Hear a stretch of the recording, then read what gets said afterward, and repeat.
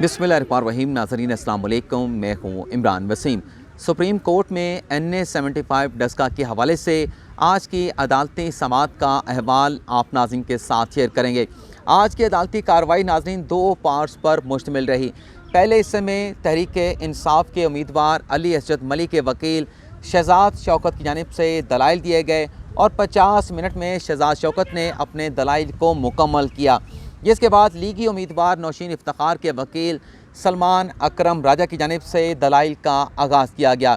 आज की अदालती समाअत में जजेस की जानिब से हैरानगी का इजहार भी किया गया। जजेस का ये कहना था कि NA 75 डस्का के ज़िमनी इलेक्शन में जो हुआ वो अपनी नौयत का मुनफरद वाक़या था, जिसकी माजी में किसी किस्म की कोई मिसाल नहीं मिलती। आज की अदालती कार्रवाई में जजेस की जानिब से सलमान अकरम राजा की सरजनिश की गई, जबकि हुकूमत पंजाब पर भी अदालत की जानिब से शदीद बरहमी का इजहार किया गया है। आज जब अदालती समाअत का आगाज़ हुआ तो तहरीक इंसाफ के उम्मीदवार अली असजद मली के वकील शहजाद शौकत की जानिब से अदालत को ये बताया गया कि डस्का के ज़िमनी इलेक्शन में मजमूई तौर पर जो टर्न आउट था वो 46% से ज़्यादा था। शहजाद शौकत का अदालत में ये कहना था कि अगर आप इंतखाबात 2018 के नताइज को देखें तो 2018 के आम इंतखाबात में जो टर्न आउट था वो मजमूई तौर पर 42% था। तो इस तरह से आम इंतखाबात 2018 के नताइज के मुकाबले में डस्का के ज़िमनी इलेक्शन में जो टर्न आउट था वो 4% ज़्यादा था। तो इलेक्शन कमीशन ये किस तरह से कह सकता है कि डस्का के ज़िमनी इलेक्शन में टर्न आउट कम था, तो लिहाजा पूरे हल्के में रीपोल होना चाहिए, जिस पर जस्टिस उमरता बंदियाल की जानिब से ये कहा गया कि इलेक्शन कमीशन ने टर्न आउट को तशद्दुद के वाक़यात के साथ मिलाकर पूरे हल्के में रीपोल कराने का हुक्म दिया है। लेकिन अदालत इस सारे मामले का जायज़ा लेने के बाद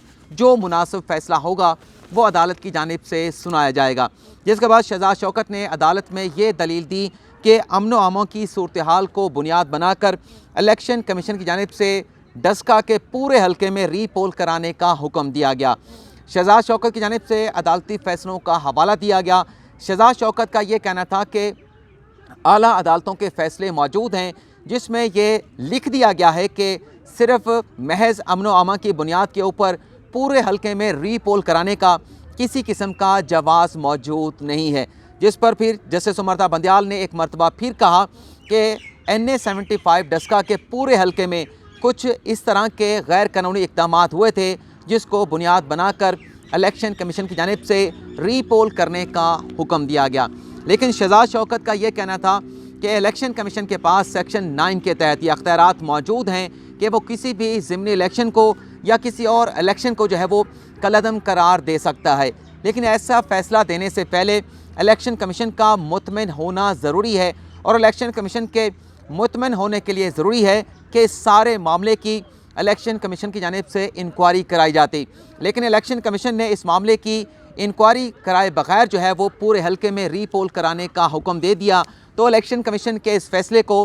किस तरह से सस्टेन किया जा सकता है। आज शहजाद शौकत ने अपने दलाइल में कुछ नई चीज़ें भी अदालत के सामने बयान की। शहजाद शौकत ने 21 फरवरी की IG पंजाब की रिपोर्ट का हवाला दिया। शहजाद शौकत का ये कहना था कि इलेक्शन कमीशन की जानिब से ज़िमनी इलेक्शन की नाकामी की ज़िम्मेदारी जो है वो पंजाब हुकूमत पे डाली गई, इंतज़ामिया पे डाली गई, पंजाब पुलिस पे डाली गई। जबकि शहजाद शौकत ने अदालत को ये बताया कि डस्का के ज़िमनी इलेक्शन में पंजाब हुकूमत की जानिब से 350 रेंजर के एहलकारों को तैनात किया गया था। 350 रेंजर एहलकारों को इंतखाबी ड्यूटी पर तैनात किया गया था। इसके साथ साथ आप नाज़रीन के साथ एक और ख़बर भी शेयर कर देते हैं कि आज की अदालती कार्रवाई के दूसरे पार्ट्स में जो सलमान अकरम राजा की जानिब से दलाइल दिए गए हैं। सलमान अकरम राजा कोरोना पॉजिटिव हैं और आज वो कोरोना पॉजिटिव के साथ जो है वो सुप्रीम कोर्ट की लाहौर रजिस्ट्री में पेश हुए और नौशीन इफ्तिखार की जानिब से दलाइल भी दिए गए। और सलमान अकरम राजा के कोविड पॉजिटिव होने के साथ आज लाहौर रजिस्ट्री में पेश होने पर कमरा अदालत में बैठे हुए वकला की जानिब से और सहाफ़ियों की जानिब से भी तशवीश का इजहार किया गया कि एक बहुत बड़ा रिस्क जो है वो लिया गया है कि सलमान अकरम राजा को कोरोना के साथ जो है वो दलाइल देने की अदालत की जानिब से इजाज़त दी गई है। इसके बाद शहजाद शौकत का ये भी कहना था कि पोलिंग स्टेशन पर ऐसे पोलिंग स्टेशन भी है जिसमें IG की रिपोर्ट में ये लिखा गया है कि नून लीग की जानिब से मामलात को गड़बड़ किया गया, अमन व अमान के मसाइल जो है वो नून लीग के वर्कर्स की जानिब से पैदा किए गए, जिस पर जस्टिस उमरता बंदियाल का ये कहना था कि दोनों जो उम्मीदवार थे NA-75 डस्का के ज़िमनी इलेक्शन में, चाहे वो पाकिस्तान तहरीक इंसाफ के थे, चाहे वो नवाज़ लीग के थे, दोनों ही हैवी वेट कैंडिडेट थे, लेकिन दोनों कैंडिडेट की अपनी अपनी अना है और दोनों उम्मीदवारों को इजाज़त नहीं दी जा सकती कि हल्के की आवाम की किस्मत का फ़ैसला ये दोनों जो है वो कैंडिडेट करें। शहजाद शौकत का ये भी कहना था कि IG की रिपोर्ट में लिखा गया है कि नून लीग के वर्कर भी जो है वो तशद्दुद के वाक़यात में इन्वॉल्व रहे, जिस पर जस्टिस शहजाद अली शाह ने यह कहा कि रिपोर्ट में जो है वो नामालूम अफराद का जिक्र भी किया गया है, नून लीग के लोगों का भी जिक्र किया गया है। लेकिन जस्टिस उमरता बंदियाल का ये कहना था कि देखना यह है कि ऐसा क्या मवाद जो है वो इलेक्शन कमीशन के सामने था जिसको बुनियाद बनाकर इलेक्शन कमीशन ने पूरे हल्के में रीपोल कराने का हुक्म दिया। शहजाद शौकत ने कहा कि IG की रिपोर्ट में सिर्फ 15 पोलिंग स्टेशन के ऊपर जो है वो फायरिंग के वाक़यात को रिपोर्ट किया गया। इलेक्शन कमीशन के पास 60 रोज़ का वक्त था। इलेक्शन कमीशन 60 रोज़ के अंदर इस मामले की तहकीकात करा सकता था, लेकिन पता नहीं इलेक्शन कमीशन को क्या जल्दी थी कि 60 रोज़ से पहले ही इंक्वायरी कराए बगैर जो है वो हल्के में रीपोल कराने का हुक्म दे दिया गया। जस्टिस उमरता बंदियाल को ये भी बताया गया शहजाद शौकत की जानिब से कि ये जो IG पर इल्ज़ाम लगाया गया है कि इलेक्शन कमीशन की जानिब से IG के साथ रब्ता किया गया, लेकिन IG की जानिब से उसका रिस्पॉन्स नहीं दिया गया, ये इल्ज़ामात भी जो है वो दुरुस्त नहीं है। जिस पर जस्टिस उमरता बंदियाल ने कहा कि इलेक्शन कमीशन ने IG को कॉल करने का पूरा जो है वो कॉल लॉग जो है वो सुप्रीम कोर्ट में जमा कराया है। शहजाद शौकत का ये भी कहना था कि फायरिंग के वाक़यात की वजह से जो वोटर्स थे वो पोलिंग स्टेशन से चले गए थे, लेकिन शहजाद शौकत का ये कहना था कि RO की रिपोर्ट जो है उसके मुताबिक 340 पोलिंग स्टेशन के नताइज को तस्लीम कर लिया गया था, तो सिर्फ 20 पोलिंग स्टेशन के प्रिजाइडिंग अफसरान के लापता होने की बुनियाद पर किस तरह से पूरे हल्के में रीपोल कराया जा सकता है। जस्टिस मुनीब अख्तर ने भी आज के अदालती समाअत में सवालात पूछे। मुनीब अख्तर का ये कहना था कि 54 पोलिंग स्टेशन पर जो टर्नआउट था वो तकरीबन 35% से कम रहा, तो इसका मतलब ये है कि 306 पोलिंग स्टेशन पर जो टर्नआउट जो है वो 35% या 46% से ज़्यादा था, जिसकी वजह से मजमूई जो एवरेज टर्नआउट है वो 40% सामने आया है। लेकिन सलमान अकरम राजा ने अदालत को ये बताया कि जो 20 पोलिंग स्टेशन के प्रिजाइडिंग अफसरान लापता हुए थे, इन 20 पोलिंग स्टेशन पर जो टर्नआउट है वो 80% से ज़्यादा दिखाया गया, जिस पर जस्टिस मुनीब अख्तर ने सलमान अकरम राजा से कहा कि आप अपनी बारी का इंतज़ार करें, जब आपकी बारी आएगी तो आपने जो बात कहनी होगी आप कह सकते हैं।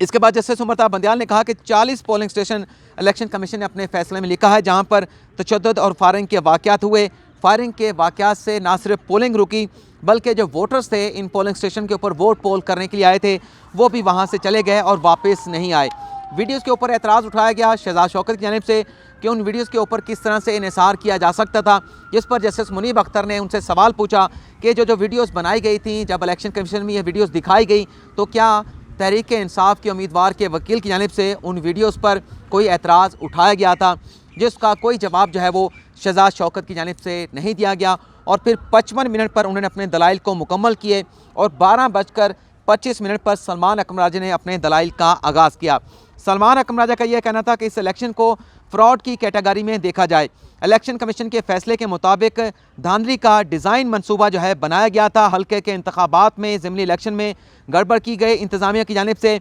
20 प्रिजाइडिंग अफसरान जो है वो पुलिस एहलकारों के साथ लापता हो गए। चीफ सेक्रेटरी के साथ, IG के साथ इलेक्शन कमीशन की जानिब से रब्ता करने की कोशिश की गई, लेकिन किसी की जानिब से भी यह रिस्पॉन्ड नहीं किया गया। लेकिन जस्टिस उमरता बंदियाल ने कहा कि यह आपने नई बात जो है वो अदालत को बताई है कि जो 20 प्रिजाइडिंग अफसरान लापता हुए थे उनको सिक्योरिटी भी जो है वो इलेक्शन कमीशन की जानिब से, इंतज़ामिया की जानिब से फराहम की गई थी, लेकिन वो 20 के 20 प्रिजाइडिंग अफसरान जो है वो सिक्योरिटी के साथ लापता हो गए। और ये एक ऐसा वाक़या है जो NA-75 डस्का के ज़िमनी इलेक्शन में हुआ है, जिसकी माजी में किसी किस्म की कोई मिसाल नहीं मिलती। सलमान अकरम राजा ने अपने दलाइल में 2 चीज़ों पर सबसे ज़्यादा फोकस किया। एक, जो 20 प्रिजाइडिंग अफसरान लापता हुए थे। दूसरा, उनके जो दलाइल का फोकस था वो थे DSP जुल्फ़िकार अली विर्क, जिस पर सलमान अकरम राजा का ये कहना था कि इलेक्शन कमीशन की जानिब से जुल्फ़िकार अली विर्क को इलेक्शन ड्यूटी से हटाने का हुक्म दिया गया था, लेकिन इंतज़ामिया की जानिब से पोलिंग से चंद रोज़ पहले जो है एक मरतबा फिर जो है वो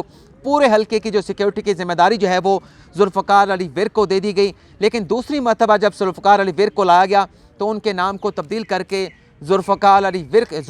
अली जो है वो शो किया गया, जिस पर अदालत ने कहा कि जो रिकॉर्ड है उसके मुताबिक जुल्फ़िकार अली विर्क जिन्हें सिक्योरिटी की जिम्मेदारियां दी गई थी, उनके पास पूरे हल्के की सिक्योरिटी का इंचार्ज नहीं था। 5 सर्कल थे NA 75 डस्का के ज़िमनी इलेक्शन के, और उसमें एक सर्कल जिसमें 2 थाने आते हैं, उस सर्कल की जिम्मेदारी जो है वो जुल्फ़िकार अली विर्क के पास थी। जिस पर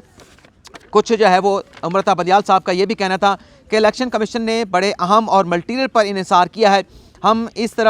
तरफ ना लेकर जाएं, सलमान अहमद राजा को मुखातब करते हुए हमें इस तरफ ना लेकर जाएं कि अदालत शक शुबे के ऊपर इन्हिसार करे। इलेक्शन कमीशन की जानिब से जो इब्तदाई नोटिस दिया गया था वो 23 पोलिंग स्टेशन के हवाले से दिया गया था, लेकिन बाद में इलेक्शन कमीशन ने पूरे हल्के में रीपोल कराने का हुक्म दिया। जस्टिस अमृता बंदियाल का यह भी कहना था कि आप एक शख्स जुल्फ़िकार अली विर्क के पीछे पड़ गए हैं। आपने अच्छी बात बताई कि 20 प्रिजाइडिंग अफसरान लापता हो गए, उनको सिक्योरिटी भी मैसर थी, लेकिन आप सिर्फ जुल्फ़िकार अली विर्क की बात कर रहे हैं। इस मुकदमे में और भी बहुत सारी अहम चीज़ें हैं, आप उस पर बात करें। वहीदा शाह केस का हवाला दिया गया जस्टिस अमृता बंदियाल की जानिब से कि एक वो बहुत अहम फैसला है, आप उस फैसले का हवाला क्यों नहीं दे रहे, जिस पर सलमान अकरम राजा ने कहा कि मैं वहीदा शाह केस का जो फैसला है उस पर बहुत सारा इन्हिसार करता हूँ। जस्टिस अमृता बंदियाल ने कहा कि अदालती सवालात को जहन में रखें और आज इस मुकदमे के समाअत को हमने मुकम्मल करना है, लेकिन जो सवालात पूछे जा रहे थे सलमान अकरम राजा से, सलमान अकरम राजा जो है वो फोकस किए हुए थे 20 प्रिजाइडिंग अफसरान के लापता होने पर और जुल्फ़िकार अली विर्क जिन्हें सिक्योरिटी इंचार्ज बनाया गया था एक सर्कल का, जिस पर जस्टिस अमृता बंदियाल ने कहा कि राजा साहब आप कोरोना वायरस के इन्फेक्शन में भी मुब्तला हैं, लगता यह है कि आपने तैयारी नहीं की। अगर आपकी तैयारी नहीं है तो आपको कल तक का वक्त दे देते हैं, आप मुकदमे की तैयारी कर लें और कल आकर आप दलाइल दे लें। तो फिर इस केस की समाअत को कल तक मुलतवी कर दिया गया, लेकिन जब केस की समाअत को मुलतवी किया जा रहा था तो पंजाब हुकूमत के एडिशनल एडवोकेट जनरल पंजाब पेश हुए। उनकी जानिब से कहा गया कि इस मुकदमे में हुकूमत पंजाब पर भी बहुत सारे एलिगेशन लगाए गए हैं, तो हुकूमत पंजाब भी इस मुकदमे में पेश होना चाहती है। क्या हुकूमत पंजाब को इस मुकदमे में अदालत की मामलत करने की इजाज़त होगी? जिस पर जस्टिस अमृता बंदियाल ने कहा कि आप कैसी बातें कर रहे हैं कि आप इलेक्शन कमीशन में तो पेश नहीं हुए और यहाँ पर आप आकर जो है वो इजाज़त मांग रहे हैं। आपने जो कहना है तहरीरी सूरत में अदालत में आप अपनी तहरीरी मारूज़ात या गुजारिशात चाहें आप जमा करा दें, और यही बात जो है वो जस्टिस अमृता बंदियाल की जानिब से पंजाब के एडिशनल एडवोकेट जनरल से कही गई कि आपने जो कहना है आप तहरीरी सूरत में जमा करा सकते हैं। तो ये आज की अदालती कार्रवाई का अहवाल था। फिलहाल आपसे इजाज़त चाहेंगे, अगली वीडियो में एक नई खबर के साथ आपकी खिदमत में हाजिर होंगे। अल्लाह हाफिज़।